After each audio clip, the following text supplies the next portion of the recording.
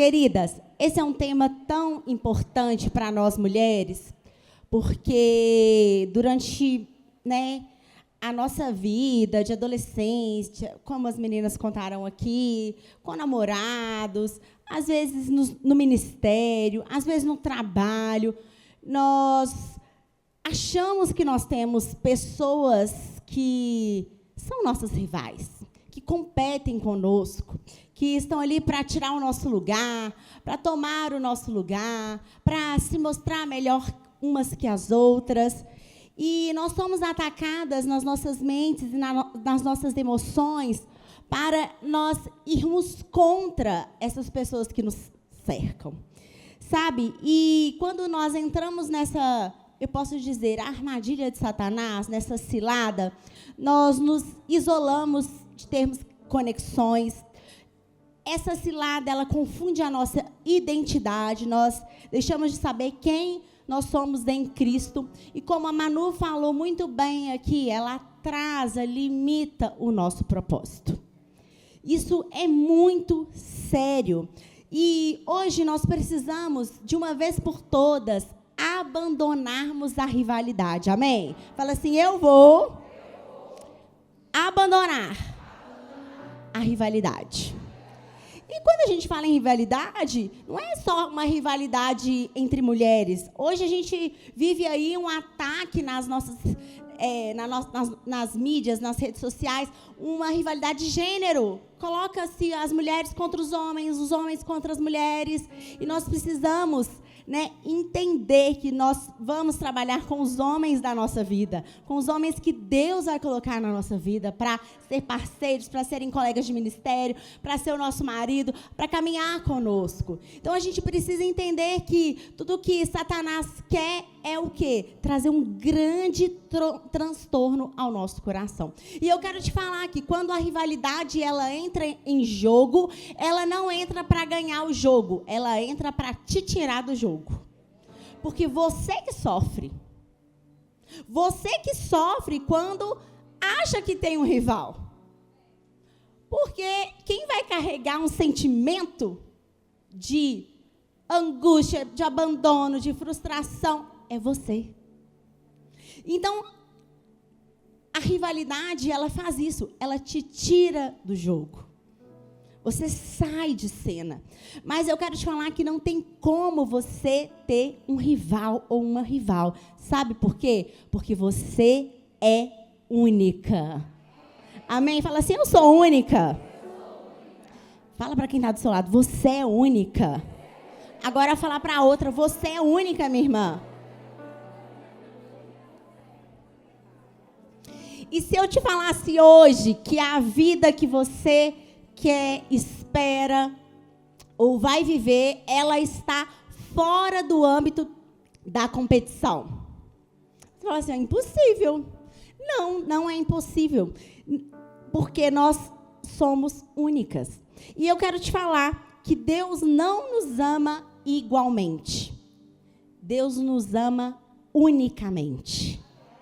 Você não é igual a outra pessoa, você é única. Você já pensou nisso? Quando eu tenho uma filha só, então eu não sou um parâmetro para medir um amor de filho. Mas quem aqui tem 2 filhos? Você ama seus filhos igualmente ou unicamente? Unicamente. Porque um tem algumas características que em algum momento vai te trazer ali mais amor, mais conforto. Depois você vai encontrar no outro algum suporte, algo que você precisa lá na frente. E é assim. As mamães não amam os seus filhos igualmente, mas elas amam unicamente. Porque quando eu falo que eu estou amando igualmente, eu posso medir. Esse copo está igual a esse, ou está maior ou está menor. Mas quando eu falo que eu amo os meus filhos unicamente, esse amor não tem medidas. E é assim que o Senhor te ama, Ele te ama unicamente. Deus te ama de uma forma única. E esse amor, ele não é dividido entre eu e a minha irmã, entre eu e a Dani. Esse amor é multiplicado entre nós. Porque nós somos sem rivais, amém? E lá em Jeremias 31:3 diz assim, coloca para mim. Há muito que o Senhor me apareceu dizendo, porquanto com amor eterno te amei, por isso com benignidade te atraí. O Senhor te ama, Ele te atrai e Ele te ama do jeitinho que você é, de uma forma especial e única. Sabe, Ele te amou em todas as situações da sua vida. Quando você era imatura, quando você era criança, quando você é adolescente, quando você é mãe, quando você é avó. Ele te ama em cada estação, em cada tempo da sua vida, de uma forma única. Então, nunca tente comparar um amor de um irmão. Nunca tente comparar o amor do seu pai pelos seus irmãos. Às vezes você fala assim, um filho predileto. Não, um filho mais chegado. É diferente. Então, irmãs, hoje, você precisa entender que você não tem rivais, porque você é única. Você é o único exemplar de você.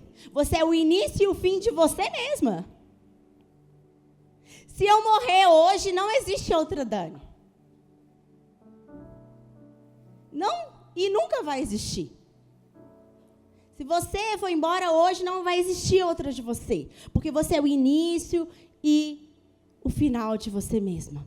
Então, hoje, você precisa entender que a rivalidade não precisa fazer parte da nossa vida. Não precisa entrar no nosso cotidiano, nas nossas relações. Porque, gente, não tem nada pior do que a rivalidade para nos minar e sugar as nossas forças. Não é verdade? Nós precisamos entender a quem pertencemos. Como sermos plenamente nós mesmos? É saber a quem pertencemos. Quando você tem a real certeza da sua identidade, de quem você é, não o que você faz, mas a quem você pertence, você tem a certeza da sua identidade. Se você pegar a minha identidade, você vai ver de quem eu sou filha. Quando você pega a sua identidade, você vai saber de quem você é filho. E quando você é filho, não tem como apagar uma filiação. Ele é filho e ponto. Então, hoje, lembre-se, você é uma filha amada de Deus única. Amém? Fala assim, eu sou única. Fala assim, eu sou única. Eu não preciso saber com quem você anda, o que você faz. Eu preciso saber só a quem você pertence. Porque aí eu vou saber, ela é única. Pertence a um Deus todo-poderoso. Pertence a um Deus que pode fazer todas as coisas. E hoje, gente, a gente vive um dilema entre o masculino e o feminino, entre homens e mulheres. Gente, Satanás é tão astuto que ele quer o tempo todo colocar um contra o outro. Você ganha mais que eu ganho mais que você. Eu faço isso, você faz isso. Mas o que nós precisamos desenvolver não é rivalidade, mas é parcerias. Amém? Fala aqui para quem está do seu lado, parceria. Parceria. Você é sem rival, porque você é única, amém? E esses pontos que eu quero compartilhar com você hoje, ele vai falar o tempo todo sobre a nossa identidade, o nosso propósito, quem somos e para onde estamos indo. Você é única e você também não precisa se esconder. Muitas vezes as nossas vozes são caladas. Nos sentimos menores, inferiores. E eu quero te dizer, mulher, a palavra de Deus fala que há uma ardente expectativa da criação pela manifestação dos filhos de Deus. E essa manifestação virá através de mim e através de você. Através daquilo que tem dentro de você. Amém? Existe algo dentro de você que Deus deu exclusivamente a você. O livro Dá Pra Ser Leve, Deus deu para mim. É um processo que eu passei. Mas eu tenho certeza que aqui existem milhares de livros escritos. Existem milhares de canções, cursos, igrejas que serão plantadas, escolas que serão abertas, ministérios que serão fundados. Eu creio. E você precisa liberar essa voz que tem dentro de você. Você precisa parar de se esconder. Quando o Senhor chamar o seu nome, você precisa dizer, eis-me aqui, Pai. Eu estou aqui, estou pronta. Estou pronta, com meu coração aberto. Sabe, a palavra de Deus fala que Sara, ela teve uma promessa. Mas a palavra também fala que ela riu da sua promessa. Ao invés dela falar assim, eis-me aqui, ela deu um sorriso. Ela riu, ela duvidou. E você não consegue abraçar uma promessa de Deus para a sua vida se você disser, é muito tarde, sou muito jovem, sou muito velha, não sou qualificada, cometi muitos erros e não preciso de uma promessa. Essas frases são frases que nós dizemos muitas vezes. Às vezes você tem um sonho de voltar a estudar, você fala, não, mas eu sou tão velha. Gente, velho é museu. Eu gosto de falar assim, sabe o que é? Velho é Satanás. Velho é ele. As promessas de Deus são novas sobre mim e sobre você. E elas se renovam a cada dia. Amém? Você tem um destino profético. Você tem uma voz que não pode ser rouca. E se a sua voz está rouca hoje, eu peço na autoridade do nome de Jesus que o Senhor destrave no mundo espiritual a sua voz, aquilo que você tem para entregar para o seu bairro, para a sua casa, para a sua família, para a sua empresa, para a sua geração, que só você pode fazer e mais ninguém. Amém? Você crê? Muitas vezes nós limitamos o nosso destino à situação que nós estamos vivendo. E o nosso destino não pode ser limitado a isso. Existe algo dentro de você, existe uma palavra dentro de você que alguém vai ouvir e vai se converter. Que você precisa falar. Existe um texto que as pessoas vão ler que está dentro de você. Existe um desenho, uma arte, que eles vão olhar e vão falar assim, uau, quem fez? Você. Então hoje, pare de se esconder. Se esconder atrás das desculpas, das incertezas, dos seus medos.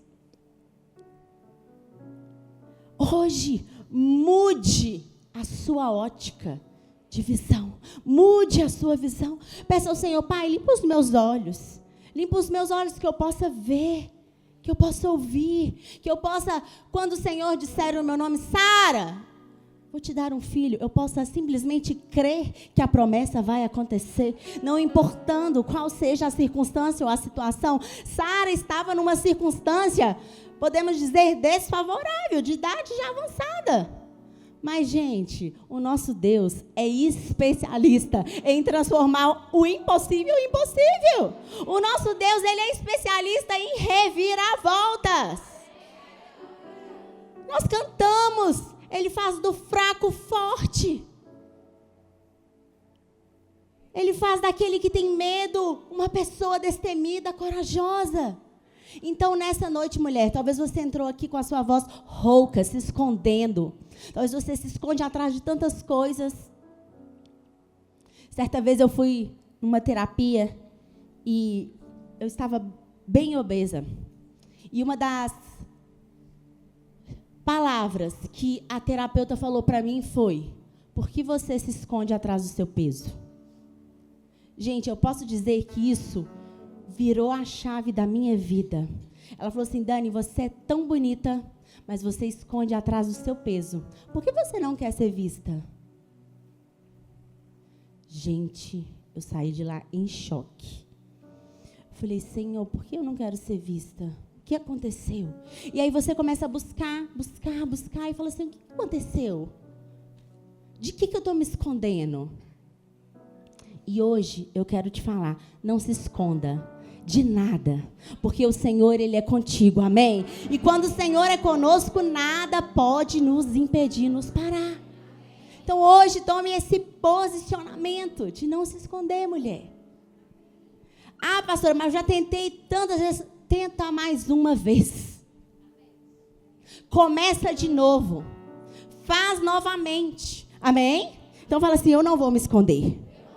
Fala para quem está do seu lado, não se esconda, minha amiga, não se esconda. Você tem uma voz profética nessa geração.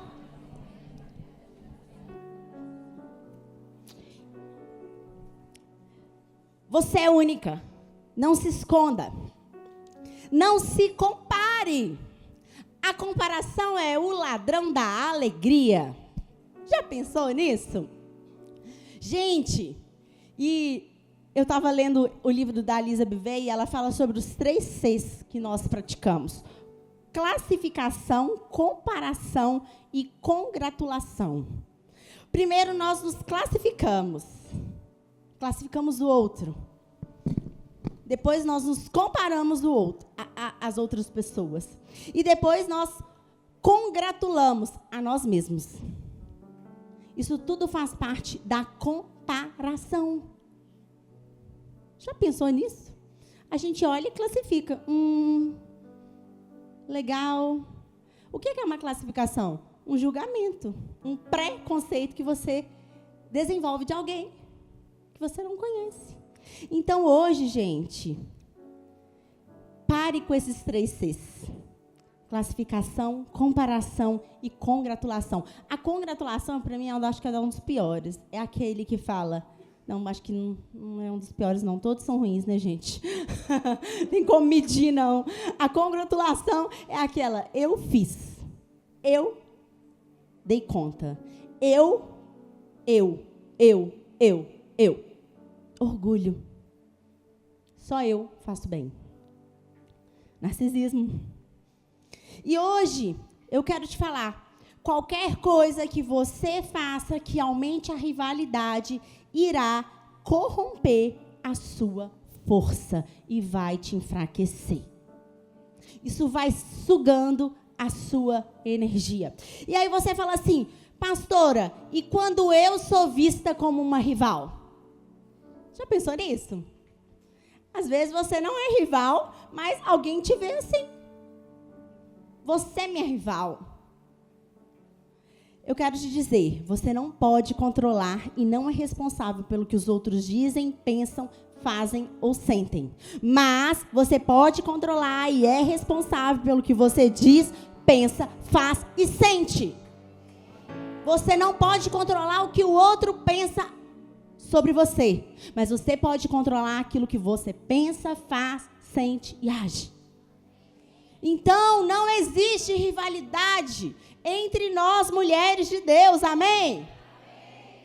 E eu quero te falar que quando existe uma rivalidade, ela se levanta somente para demonstrar aquilo que Deus pode fazer entre nós. Sabe por quê? O nosso destino, ele não é revelado no nosso conforto, mas no nosso confronto. Sabe por quê? Quem promoveu Davi não foi o seu pai, não foi o rei Jessé, não foi os seus irmãos, foi o seu gigante Golias. Quando existe um gigante para você derrotar, minha irmã, só tem irmãs aqui, né, gente? Prega no domingo e fala irmã, irmão. Minhas irmãs, você precisa entender que isso é para manifestar a glória de Deus. Saul tinha de 1,80 m a 2 metros. Saul. Golias tinha aproximadamente 2,70 m. E Davi era o menorzinho de todos. Mas Saul convoca Davi para lutar. Fala, olha, você vai. Você vai. Ele era o mais baixo, de menor estatura, mas ele tinha coragem, vontade, intenção, determinação e superação. E ele se tornou um guerreiro sem rivais. Sem rival. E eu quero te falar que ainda existem Golias para a gente derrotar hoje. Mas a palavra fala que a nossa arma não é contra carne ou sangue, mas contra principados e potestades, que nós precisamos vencer nas regiões celestiais. Amém? Então você precisa se levantar contra esses gigantes que vêm contra a sua mente, que vêm contra o seu coração, que vêm contra as suas intenções, sua atitude.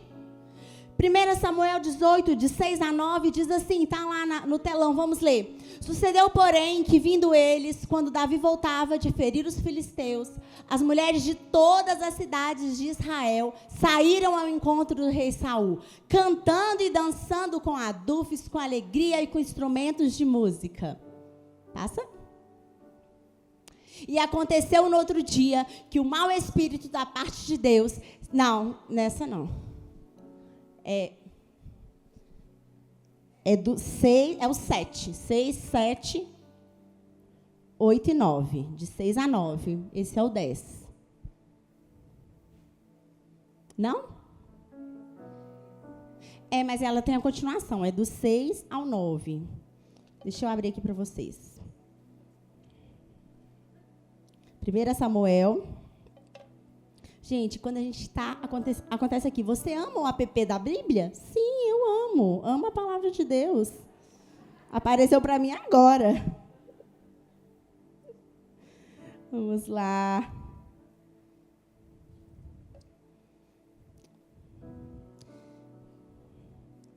Primeira Samuel 18, do 6 ao 9.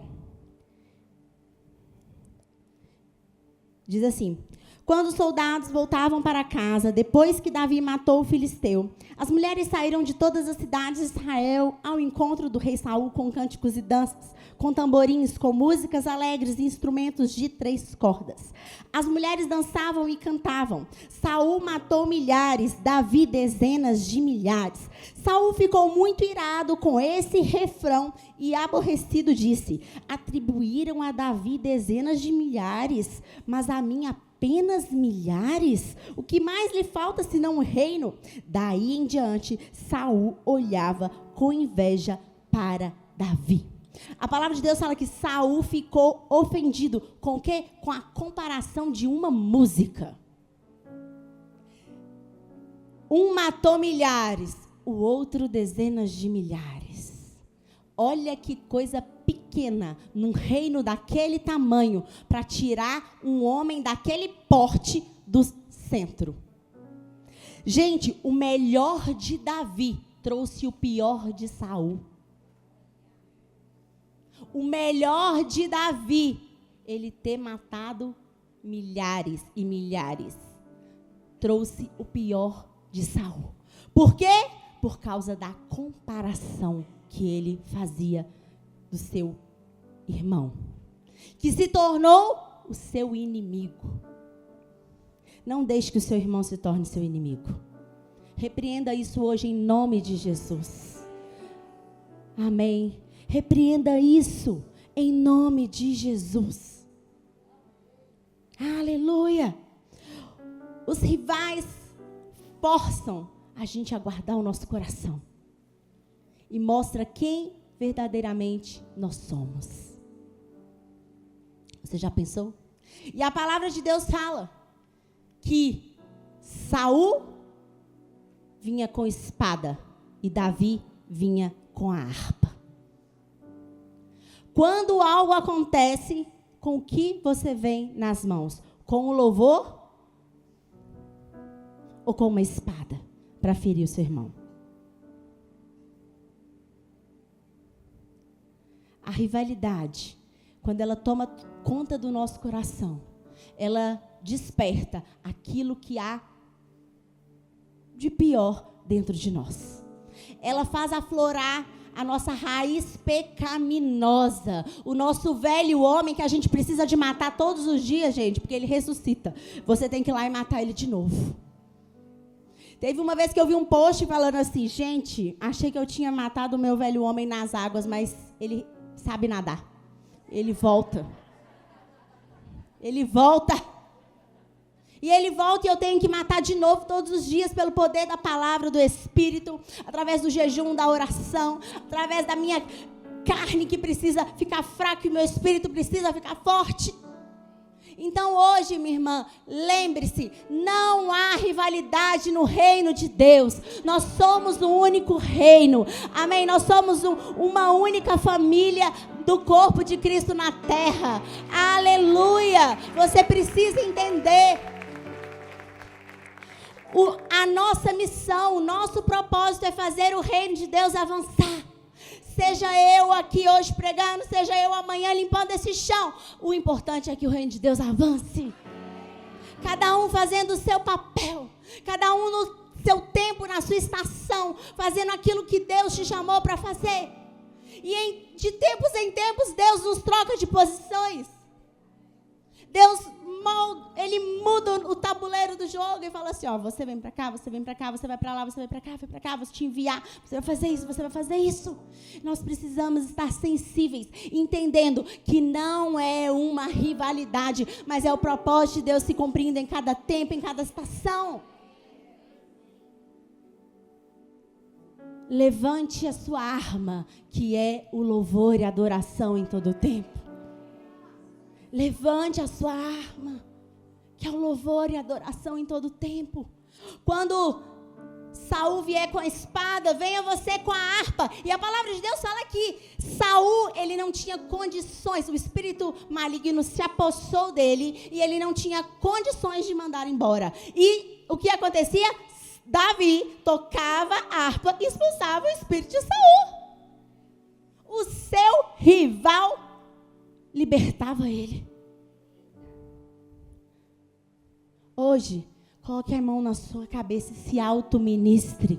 E fala assim, toda rivalidade vai sair, toda amargura do meu coração, toda competição. Ah, Deus, que o Senhor limpe os meus olhos, que eu possa olhar o reino do Senhor de uma forma diferente. Não há rivalidade entre igrejas, não há rivalidade entre irmãs, não há rivalidade entre ministérios. O que existe é um único corpo e família de Deus na terra. Como nós sempre falamos, quando chegarmos no céu, não teremos uma placa, teremos um grande corpo de Deus. E que você e eu possamos estar inseridas nesse corpo. Amém? Pode subir. Coloca para mim agora, 1 Samuel 18:10. Aquele versículo agora. E aconteceu que no outro dia, que o mau espírito da parte de Deus se apoderou de Saul e profetizava no meio da casa. Davi tocava a harpa com a sua mão, como nos outros dias. Saul, porém, tinha na sua mão uma lança. Está vendo que o nosso rival mostra quem nós seremos? Um tinha uma espada, o outro tinha o louvor. O que você tem nas suas mãos hoje? Uma espada ou um louvor? Um perdão ou um coração aprisionado? O que você tem na mão? Uma compaixão ou uma competição? O que você tem nas suas mãos hoje? Eu quero te falar, mulheres, que nós somos sem rivais, porque nós somos únicas, nós somos leais, nós somos amorosas, nós temos um propósito que só nós podemos cumprir nessa terra. E eu quero te falar que a palavra de Deus fala que todas as coisas cooperam para o bem daqueles que amam a Deus. Deus transforma aquilo que foi planejado em mal para o nosso bem. A palavra de Deus fala que Davi, por muito tempo, gente, ele se escondeu em cavernas de Saul, porque ele ia ser morto. Saul, ele virou um maior perseguidor de Davi na história. Queria ele morto. Mandou ele lutar e o cara não morria. Mandou ele fazer tanta coisa, nada destruía ele. Mas todas as coisas cooperam para o bem daqueles que amam a Deus. E a palavra de Deus fala que Davi era um homem segundo o coração de Deus. Porque o homem olha o exterior, mas Deus vê o nosso coração. Ele tinha um coração rendido, dobrado, entregue. Por mais erros que nós possamos cometer, existe uma rua que nos leva ao coração de Deus e ela chama quebrantamento, arrependimento. Quando nós nos quebrantamos, nós nos arrependemos, a palavra de Deus fala que o Senhor, Ele é fiel e justo para nos perdoar os pecados. Então, nessa noite, mulher, fique de pé e comece a adorar o seu Deus. Levante as suas mãos, abaixe a sua espada e levante o seu louvor hoje.